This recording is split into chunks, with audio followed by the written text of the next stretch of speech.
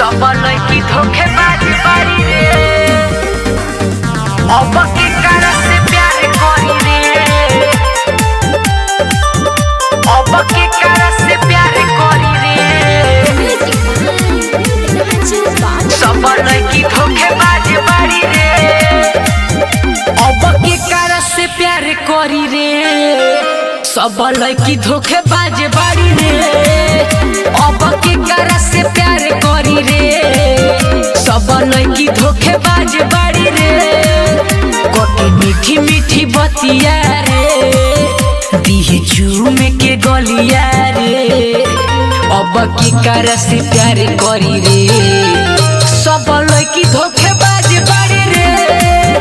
अब के कारण से प्यार करी रे। सब लड़की धोखेबाज बारी रे। सब लड़की धोखेबाज बारी रे। अब के कारण से प्यार करी रे। अब के कारण से प्यार करी रे। दिल में दर्द बड़ा होला ये भाई। छोड़ी के जब बहुत दूर चल जाई। छोड़ी के जब बहुत दूर चल जाई। जिए न पहाड़ी महरे न पहाड़ी। यादों में ओकरा बहरी सताई। याद आवेली सबरी रे। दिहरो के जड़ी रे। अब के कारण से प्यार करी रे। सब लड़की धोखेबाज बारी रे। अब के कारण से प्यार करी रे। सब लड़की धोखेबाज बारी रे। सब लड़की धोखेबाज बारी रे।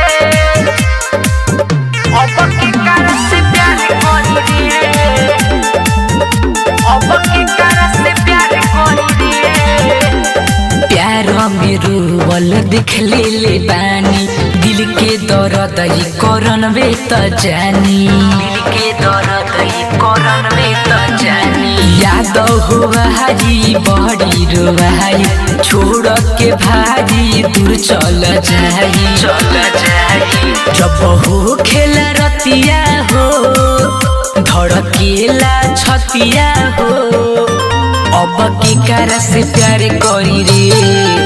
सब लड़की धोखेबाज बारी रे। अब के कारण से प्यार करी रे। सब लड़की धोखेबाज बारी रे।